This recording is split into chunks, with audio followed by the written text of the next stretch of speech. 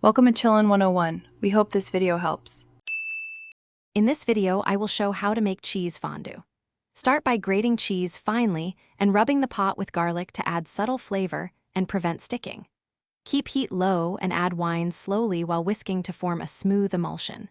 Stir in cornstarch or flour to stabilize the mixture and season with nutmeg and pepper. Transfer to a warmed fondue pot and enjoy immediately with chosen dippers.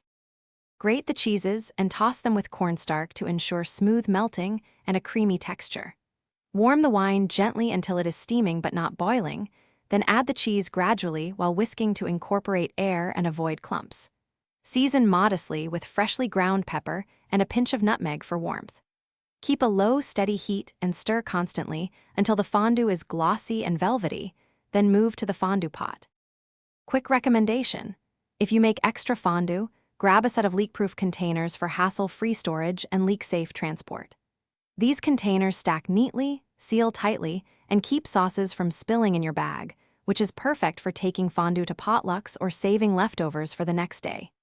If you find this helpful, please subscribe and like so you don't miss future recipes. Check the description for the link and other deals. Now let's get back to the video. Use a heavy-bottomed pot and maintain low, even heat to avoid overheating the cheese. Add cheese gradually while whisking in figure-8 motions to create a smooth, cohesive sauce. If the fondue begins to separate, remove from heat and whisk in a teaspoon of lemon juice or a splash of wine to bring it back together. Keep the fondue covered off heat until serving and stir occasionally to preserve the creamy consistency during the meal. Thanks for watching. Consider subscribing if we helped you.